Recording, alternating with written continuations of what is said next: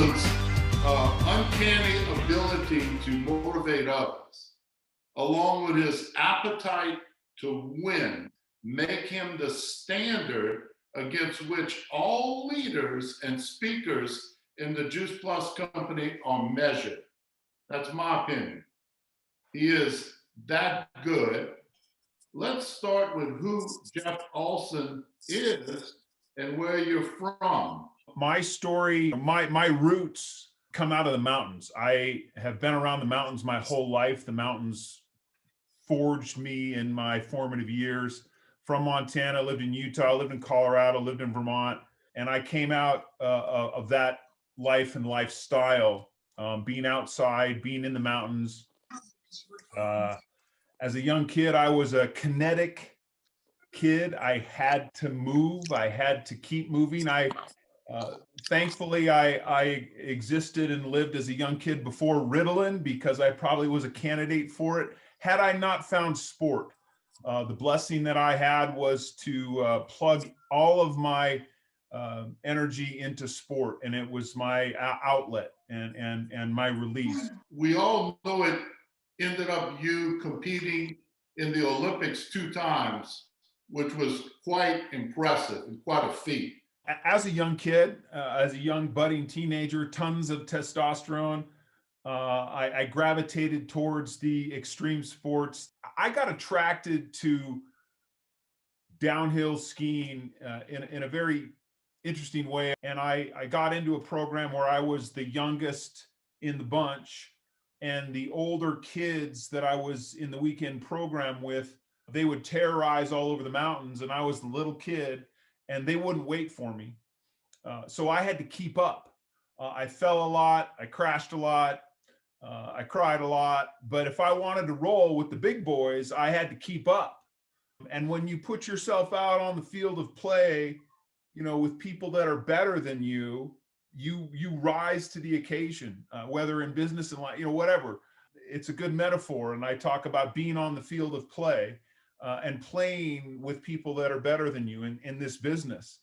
You raise your game. I had a quick learning curve to just roll with the guys and the crew that I wanted to, you know, keep up with. And so I had some early success as a young kid, and you know, success breeds more success, and it's fun, right? It's fun winning, and that I loved being outside. I loved the speed. I loved the forces. I loved everything about it as an individual sport. I was doing other sports, but as I got into my teenage years, I kind of had to let go of this one, let go of this one, let go of this one, and I knew at a very early age that skiing was my thing. I called it my inner anchor. I was always the hardest worker, wasn't always the smartest worker. And actually that ended my career. I overtrained. Overtraining ended my athletic career. I trained too hard doing heavy squats, heavy plyometrics, squats all the way down, ruined my patella tendons. And so that lesson in life, you know, overtraining, working hard will get you far in life. But sometimes working hard is not enough. And I wasn't working smart. And so I took that. After 10 years on the U.S. ski team, I retired with busted up knees. I'm recreationally sufficient now. The thing about my sport that I took for granted at the time that I see now in my career and business is fear. I had an interesting relationship with fear as a downhill ski racer. A mentor of mine once told me, you know, he said, you know, if you can come to that place when you recognize fear and say, finally a worthy competitor, and have that be a game with fear. I was fortunate to learn how to enjoy fear, welcome fear. Fear focuses things. So I had 10,000 hours of kind of dealing with fear. You can imagine downhill ski racing, you know, 70, 80, 90 miles an hour. That was always kind of there. And so that was I guess a life skill that I learned at the time. I didn't realize how much I would use it on later in life. But my 2 claims to fame in my athletic career was I won a gold medal in 1992 Olympic Games. That's my wife. We met at the Olympic Games in the 92 Olympics. She was working. And then the other claim to fame I have is I think I'm the only athlete in World Cup history to land a 360 going over 60. I caught an edge right before a jump. And it spun me around, and I literally did a complete 360 in the air, landed, got back on my top, kept going. And there's a story in there because I had conditioned myself to just learn how to do that unconsciously, just hucking around the mountain with kids and jumping. And I had done so many 360s over the years as a young kid. I had conditioned it and I was unconsciously competent. I just reacted, landed that thing and kept going. But conditioning is a theme I talk about. I retired after 10 years. It was a good run and I got a wife out of the deal. So I married up and I won. There's not many two-time Olympians, not at all. Jeff is one of them. What was it like to show up at the Olympics and look at that competition around you? Well, like I said, when you surround yourself with people that are better than you, you elevate. You either stand and deliver, or you crash and burn. It's all learning lessons. One of my coaches, he told me, said, the difference between good and great is just nothing more than an authentic, relentless execution, of fundamentals. And what's interesting about my career is my mind ended up getting the better of me. I thought too much. I was a thinking athlete, as they're called. Sometimes it pays to not think too much in sport and in this business, right? So my mind got the better of me in my career. I look back at those times, all learning lessons. But when you're at that level, it's very electric, very high energy. All of the things that I learned in athletics, I apply in my life and in my marriage and as a dad. And it's funny how many life lessons you learn from your youth that come back to serve you well in life. Let's step into your professional career. In other words, your education after high school. I retired after the Lillehammer Olympics in '94. So when I retired, I dove back into schoolwork and got kind of through my general ed, and I had to pick my major. I thought I was going to be a teacher. I thought I was going to follow in my parents' footsteps. I had to pick a major because I had run out of all my general ed. So I got a degree in finance and actually ended up getting my first job because of that degree from a friend in the ski world working on Wall Street. So with a degree in finance, I ended up headed off to Wall Street in the money business. Ambition drove me to Wall Street. Then after that, I did that for about 5 years, was traveling a ton. We started to have kids and I realized traveling like that wasn't really conducive to being a dad in terms of just time with your family. So I had to leave that career and I got into the technology startup business, software. The internet was budding at the time, and I went to work for a technology company. Learned a lot of great things about technology, about innovation, learned about startups. But across sport, across money, across technology, I was kind of just trying to be a provider, working for the man, trying to be support my family, and we had 2 kids at the time, another one on the way, and I was hustling, I was grinding, but I was life after sport, carry on, and I was trying to do what all men are supposed to do, is provide for your family. But I wasn't that fulfilled. I was kind of grinding it out, and I realized after about 7-8 years in the business world that there's a lot of Peter Principle managers and a lot of mediocrity in business, and it took me a while because I really didn't know anything. I was so naive. But after a while, I was like, this is maybe not what I want to do for the rest of my life. And about that time, Juice Plus came along, and as I said, we were happy customers. Wow. Well, you brought up Juice Plus. Okay, so let me go to this next question, being you brought Juice Plus up. So now we know something about your background, your education, an athlete, the way you've competed at such a high level. We all know you and your wife, Toni, and you've become partners with the Juice Plus company, which you just mentioned. I'm a little curious as to how that initial introduction happened. Could you elaborate on that? And I guess the next question would be, were you jumping in immediately? I was introduced to plant powders, and that's how they occurred to me, as plant powders. I heard the words Juice Plus, but for whatever reason, I was able to see right through the name and understand actually what it was. And I talk about, it was a category distinction. It was categorically different in my brain. And so it made immediate sense to me. I was like, plant matter, plant powders. Well, that's refreshingly simple. That makes sense. And I took it to my wife, who I married up. She's Ivy League, magna summa cum laude, double major. One was a degree in nutrition. She's the brains. And I said, this stuff really makes a ton of sense. We should get on this stuff. And of course, she poo-pooed it and had to learn about it from someone else. Enter the concept of third-party validation, but which she did about a year later from somebody else. And I said to her, that's that stuff you won't let us take, because she buys the groceries, in our household. And so it was a year later that it came to her, and then she took her own action. She didn't want to listen to me, as the 20-year joke goes in our house, but she had to hear about it from someone else. So she did. It made sense after she did her homework, right? Then she actually took the time to go to a conference, went and saw how it was made in north of San Diego, and saw the plant powders. And she came back and she said, I'm going to do this as a side hustle, side business. And I'm like, you go, girl. I was supportive. That's the one thing I did well. I was a supportive spouse.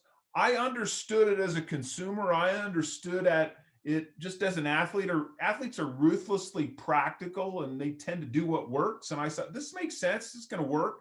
I understood it's going to have a compounding effect over time. It made sense to me. But when she came back to me and she said, do the business, a lot of women in our business crush it. And we men are the minority. And there's a good reason for that, because women are caregivers. And when they find things they like, they share it. All that to say, I was supportive. And so she took off, started the business, and, fast forward a few months, and she was paying the mortgage with her little itty bitty Juice Plus check. And the saying, it starts out as her business. And then when the check gets big enough, it becomes our business, as they say. And I was like, what's this? Got my attention. Show me the money. That, if it's real. And when she started paying the mortgage, I started to plug in a little more and tune in a little bit more. And my frustration in the corporate world at the time, I was like, what if this is the real deal? What if this is the Velveteen Rabbit? What if? I believed in the principle of Juice Plus, in the innovation of Juice Plus, in the category distinction of Juice Plus. I believed something could be built upon that idea that was enduring and timeless. I understood that this is kind of a no-brainer, and no one else in the world seems to be having this thing, this innovative thing that everyone needs and no one has. And so I was like, wow, we could really build something with this. And my business brain, I kind of came into it with kind of corporate speak and corporate thinking. And I was intellectually ignorant. I just did not know what I did not know. I had a big ego, which is maybe an acronym for excludes great opportunity, but I was supportive enough to kind of be her date, attend events. And as I say, I marinated in the conversation, in the business conversation. And then I met folks like Doug Barlow and Kerry Daigle and Jim Gonsolin and Elton. I said, these people, these are my people. I like to hang out with these people. And that just takes time, just due diligence, right? And it took me several years and a lot of brain damage and a lot of mental gymnastics, but I had to deconstruct the business in my business brain, because I was trying to be the smart, ex-athlete guy, poke holes in it. And then you get down the road a little bit, and then you got to look in the mirror. What are you doing, Jeff, to help our family grow this little itty bitty Juice Plus business? That was 15 plus years ago. And my reckoning came when I really just had to understand that this business is built, one conversation at a time, one person at a time, a powerful leverage principle. We can talk about that in a little bit, just the principle of business leverage. But I just had to get in the trenches and start doing the work. Put on my overalls, just blue collar activity, and just go to work. Because I had these highfalutin ideas on, blast faxes and redo the marketing plan and come up with all this stuff. And I was humbled in really great ways. Success leaves clues. So I was a student. I've always been a student of anything that I'm in. I'm into the game of life, and I like to hustle. And so I was paying attention to all these successful people, and I was like, I want their life. I want what they have. And so I started paying attention and learning about some simple things, and then demystifying some of my preconceived notions about one of those things, those kind of businesses. Just complete intellectual ignorance. I just didn't know what I didn't know, and I realized that, wow, this is a very different animal than what my stereotype or my assumption was. This is a real business in the real world, making real difference, doing well by doing good, built on something that's timeless. It's built to last. The principles are there. The people are there. The process is there. It's like, what's your problem, Jeff? So that's a collapse of, several years of my own learning. And then, finally I just had to, get on with it and get going as something that could be a possibility for myself, and trying to find a voice as a man in this business, and figure out how I could carry myself and have a conversation with people, and use my athletic past and bring just sort of the man speak, into this business, amidst all these, women that were crushing it, but then all these men I admired, like yourself and others on the call tonight. And so I would say it was about 3 or 4 years in when I started really beginning to think, maybe this is my ticket out of having a job and out of being an indentured servant. And boy, wouldn't it be fun to join my wife full time in this? And healthcare was on our mind. That was a driver for her to get those benefits. And so it was about 3 or 4 years in, as a supportive spouse, and then transitioning into, hey, let's do this together with Toni. What, in your professional opinion, makes this product so different? Like I said early on, I saw it from day one as categorically different. And for some people, it takes them quite a while until the light bulb goes off in the pantry shelf of people's brains. The pantry is very busy in people's brains. And once they understand that Juice Plus, the brand, like Crest, the brand, is toothpaste in a tube, or is plant powders, once they understand the category distinction from the industry's sort of poster child approach, which is kind of conventional wisdom, status quo, black and white TV versus high res color, high def, is the multivitamin. And I understood the difference straight away.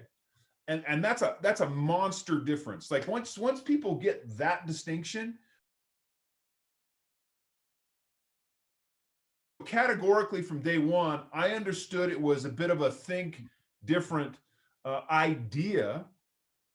And 10 years later, I just sort of came up with, I named it plant powders. I'm like, I knew it was different. I just didn't have a name for it. And the thing about categories, and this is for, categories are sticky.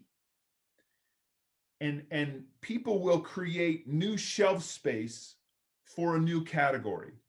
Ride sharing didn't exist several years ago, and then Uber came along, created a category.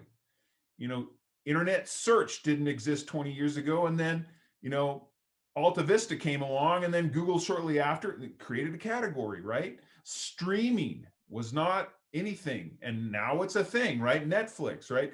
And you begin to like mobile devices. Think of all the devices you had to have, before Apple came along and created a new category, right? They created a new category. So I understood, and coming out of technology, I had that experience of, in technology, and in innovation, there's two kinds of innovation.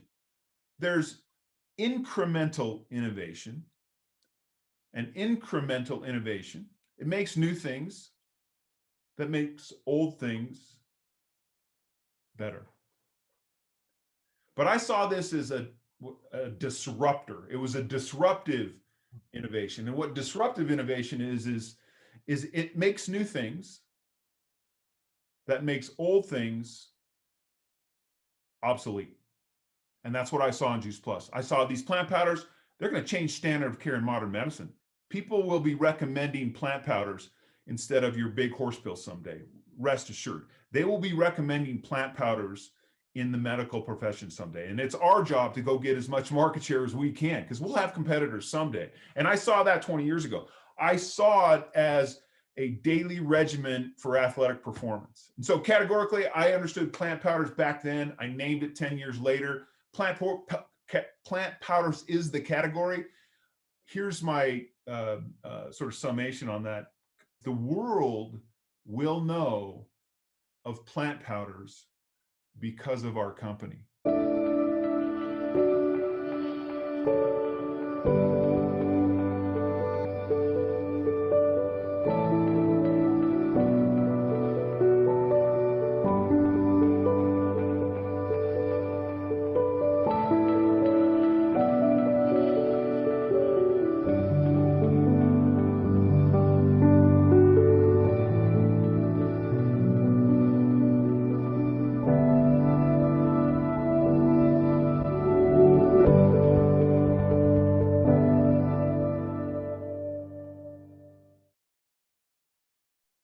And I talk about it in such a way around concepts and ideas that keeps people's brains opening.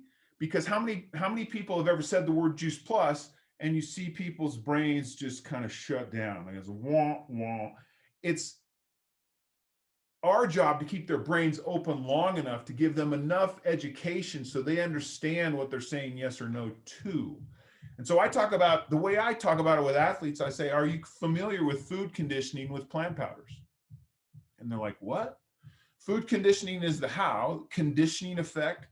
One of the things I learned in the financial business is compound interest. You know, Einstein called it the eighth wonder of the world. You know, those who own it earn it, and those who don't pay for it. Compounding interest with money, same thing with food. There is a compounding effect to good food over time. It trains and conditions better bodies. It elevates your physiology. And so the conditioning effect, using sort of athlete speak, athletes understand conditioning. And I talk about human performance. Look, pregnancy, man, that's human performance. And it's just the body working better. So I talk about food conditioning with plant powders.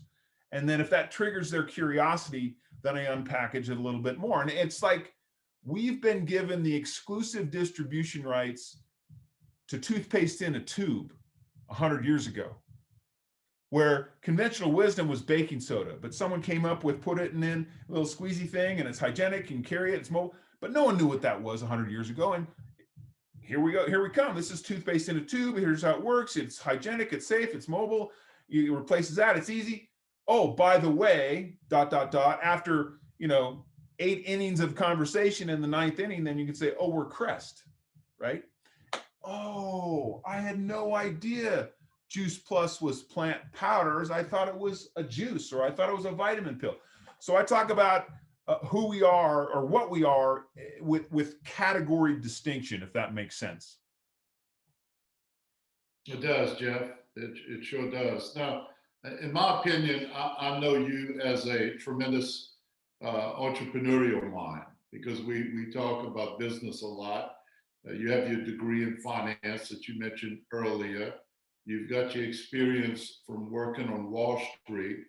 What part of this business transformed you from traditional corporate thinker to a Juice Plus entrepreneur and accepting our business model? It's a great question. I came in with a tremendous amount of resistance to the quote unquote business model. I had illusions of knowledge. I didn't know what I didn't know. And as I came to understand who, what, how, when, where, why of this adventure, I realized that all of my objections, all of my concerns, all of my shark tanking, poking the bear, testing were valid questions. And I welcome the rigorous questions from people, but I just wanted to get my questions answered. And I did get them answered. And I encourage people to, don't spend 3 or 4 years like I did. Get them answered quickly. But what turned the corner for me, I think we had our third daughter, and I had left the corporate world. Toni had become a national marketing director, and I kind of settled in to let's make a go of this. We lived quite lean and mean for several years, but kind of burned the bridges. We kind of said, hey man, on the field of play, all in, let's roll, let's go do this. And built upon, this, when you start, you want this company and this community to have your back, and then you get to a place in leadership and you get invited to the Elton Awards. The man is on the horn here tonight with us, Mr. Elton DeBose. When you get invited to the Elton Awards named after him, you realize that, man, now it's time for me to start having this community's back and realizing we have something that's built to last. 20 years ago, people struggled with eating enough good food.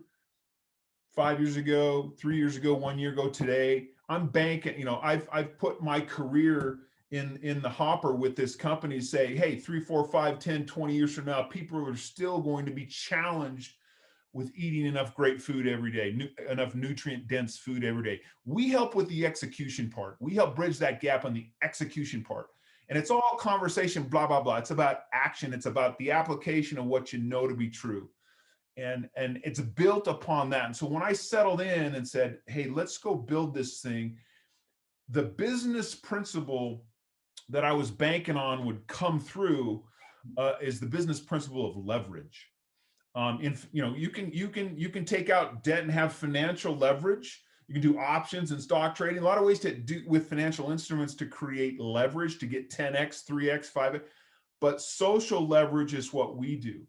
And you can make what I call me money, which is, I call it, you can be a health food agent with us. Everyone understands what an agent is, and there's a commission. You can just do that. And that's what most people do in our business. But where the leverage comes in is when you can have collaborative profits and revenue share, right? And I understood that business principle. It's the one nugget that creates leverage to where you make we money. There's me money, and then there's we money. And that leverage gives you the ability to go earn the kind of income that you need to earn to support a family and raise them and put them through college and have the life of your dreams. And so the idea of leverage is a nugget in this business model. And we are very, very different than the traditional status quo of the industry in that we've kind of cherry picked from various business models. And Jay Martin was really sharp to understand this early on. It's kind of a mashup of franchising and direct sales and network marketing and corporate. I do not know of another company that works with independent contractors, 1099, independent agents out in a global field where here in America, we can have healthcare benefits. I don't know of another company that works with independent contractors that offers healthcare benefits. That makes us a unicorn in my mind.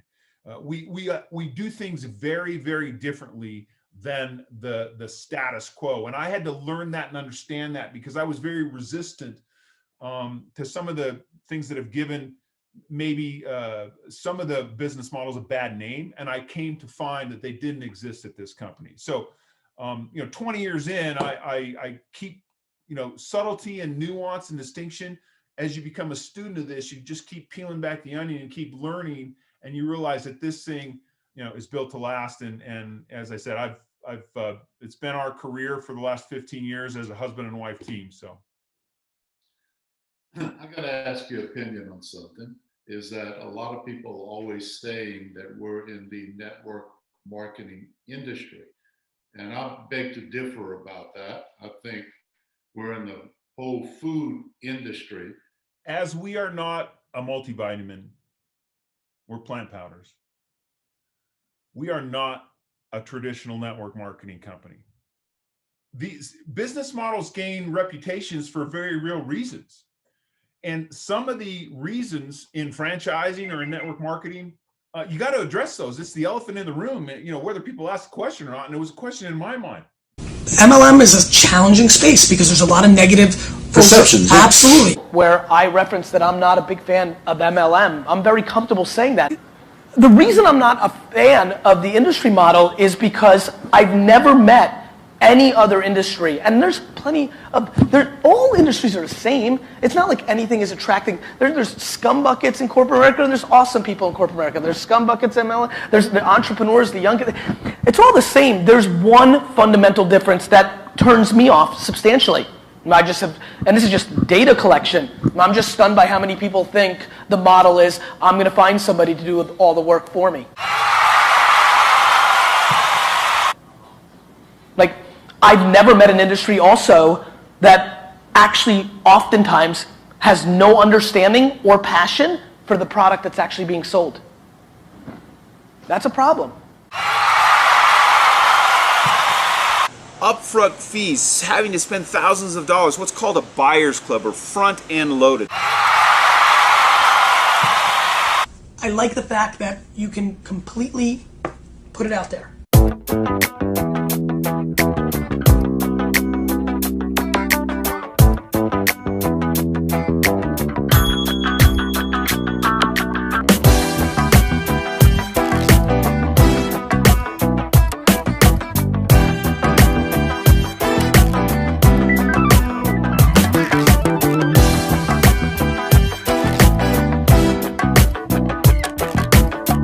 What you often find in the traditional approach is high buy-in fees, buyer's club, spend $1,000 to get the starter kit. It's called front end loading, right?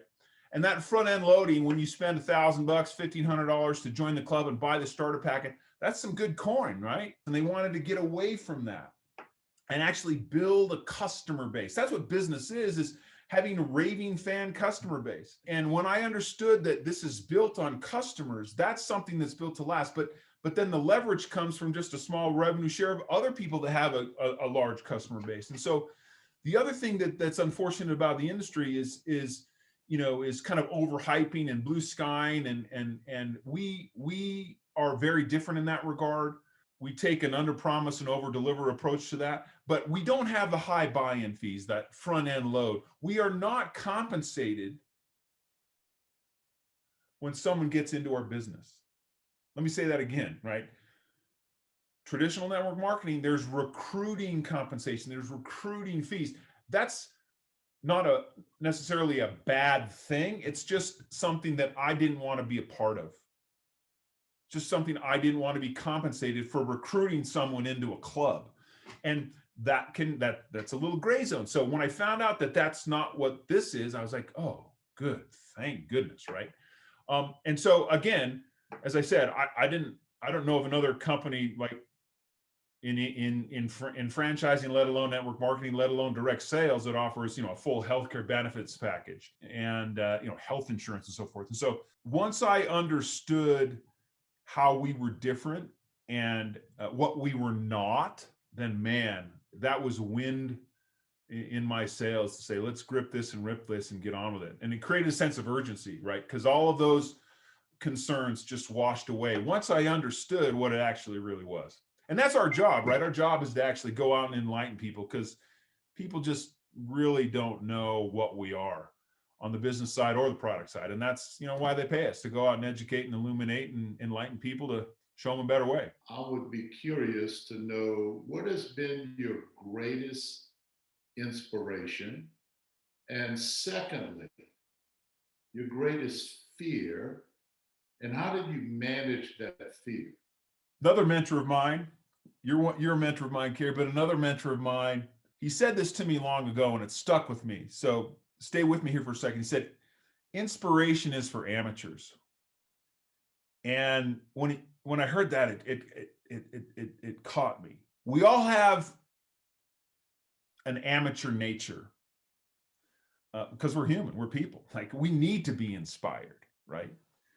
And I get inspired all the time by the stories I hear of people in this business, whether it's the health outcome they've had with our plant powders, or the business outcome they've had. The inspiration from people. The pro side of me doesn't need that. And so we need both. We need to be inspired. If you go pro and you want to be a pro, you do this because this is you're a student of the game. You love the game. You love what you do. There is a joy found in effort. That's right, plucked right out of the Olympic charter. having a joy found in effort on the field of play. You love the process. You get inspired by the process, by the doing, by the conversations, by the work. That inspires you. It fills you. So to answer your question, I get inspired by people. I get inspired. The pro side of me gets inspired by the game, by the hustle, by the joy found in effort of the work. This is good work. So that inspires me. What's my greatest fear? Always, every day I wake up and it haunts me, as I'm sure it haunts everyone. How can I not live up to all the gifts that I've been given? To those whom much is given, much is expected. I get up every day. People have morning rituals. Mine's pretty simple. I wake up and my feet hit the ground, and I try to revel in gratitude from the moment I hit the ground running. When you're forged out of that stuff, and we live in America, and we have blessing, gratitude. I come out of that place. And so my fear is that I don't live up to all the gifts that I've been given and the responsibility that I've been gifted with. And so my greatest fear is that I just don't finish strong. The most celebrated virtue in the ancient Greek culture it was called arete. And arete was basically the convergence of excellence, mastery, and purpose. Excellence that was bound by a purpose, and it was the most celebrated virtue in ancient Greece. It was sort of culminated with the metaphor of the Olympic Games and athletes as a representation of arete, but it was culturally pervasive, of excellence bound by purpose. And so my greatest fear is I don't live up to that. And then how I manage fear, I think that was your other question, is it's finally a worthy competitor. When I'm fearful, it's probably something I should pay attention to, probably something that's meaningful, it's important. And I'll give you just a story from my athletic past. When we would come to a new downhill ski race, new mountain, new course, a lot of uncertainty, not knowing speed, timing, force, elements, bumps, jumps. There's a lot going on in downhill skiing, and the penalty for error can be quite high. Penalty for error in this business is not that high unless you're doing something illegal. But the penalty for error of just like not saying the right thing, not a big penalty, but penalty for error in my sport was really high. And so fear focuses things, and butterflies are okay as long as they fly in formation. But I'll tell you, this is the concept. Once I took one training run on a new course and got to the bottom, it was a game changer. Once that activity got put on the field of play and I activated through my fear and did the thing, then I got to the other side of it. It's like, oh, that wasn't so bad. And the first thing is, I want to go up back there and do it again. Same thing in our business, same thing in life, same thing in things that are fearful. Once you go through them with the action, you get to the other side of that thing. It's like, that wasn't so bad. Actually, I kind of like that. I want to do again. So that's how I manage fear, is it gets my attention, finally a worthy competitor, and then the action usually dissipates the fear. What business-related book, has inspired you the most? Good question. I'm going to give you two books. One's for the head, one's for the heart. And it's a book by John Eldredge called Wild at Heart.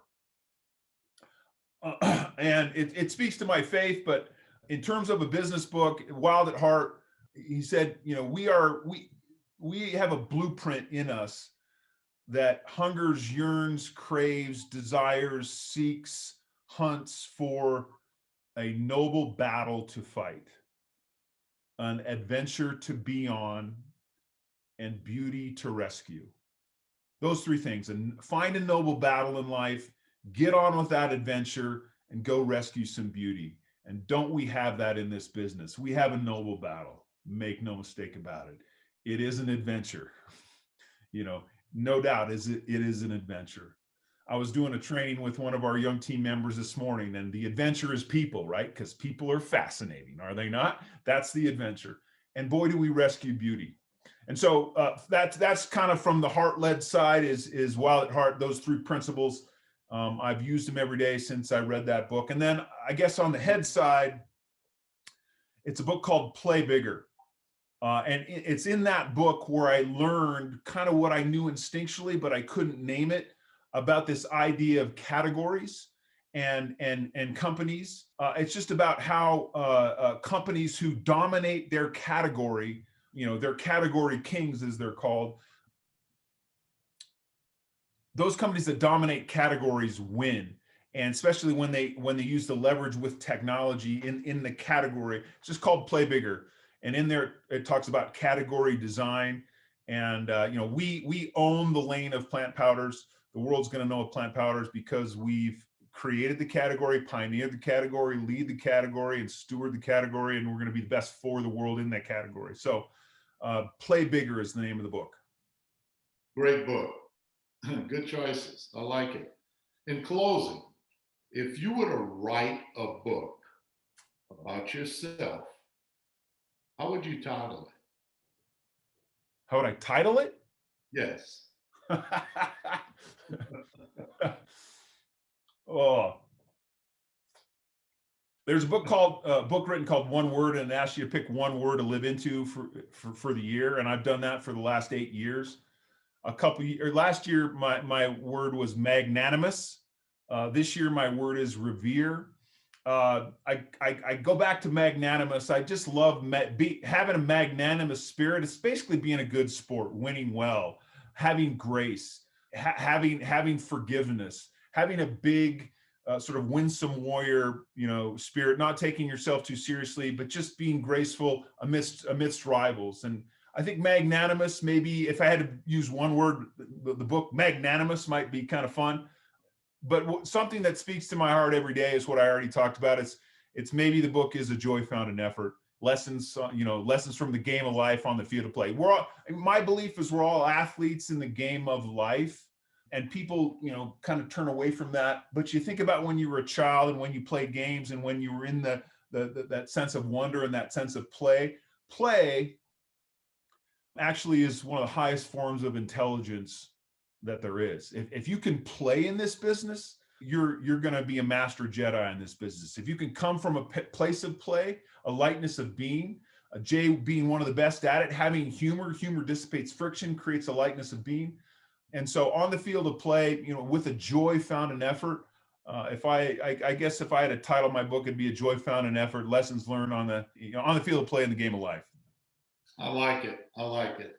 We really appreciate you taking your time tonight. I kind of went into some personal questions, but we got a good understanding of your feeling about our plant powders and also about our company and definitely our business.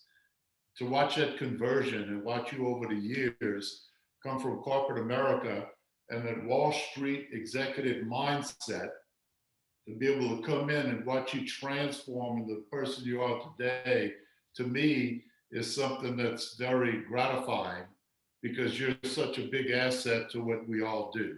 So I want to say thank you very much for spending your time with us tonight and answering some of these crazy questions, but it gets the world to know you a lot better. And why does Wall Street exec and this Olympic athlete join the Juice Plus business? Thank you for having me. It's an honor and privilege. I've learned so much from you over the years, as I have from many of the people that are on this call. I'll just kind of lead. For those that are tuning in or hearing this for the first time, I would encourage you to do your homework, do your due diligence, lean in, ask the questions, get with the person inviting you to the call.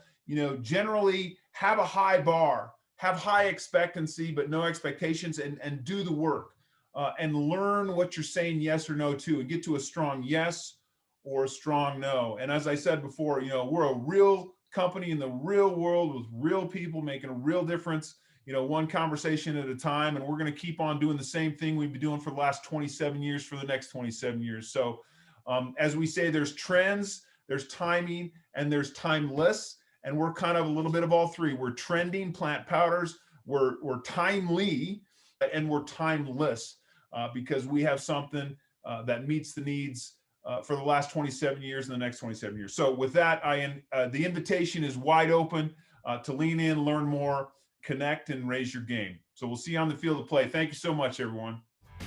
See you later. Yeah.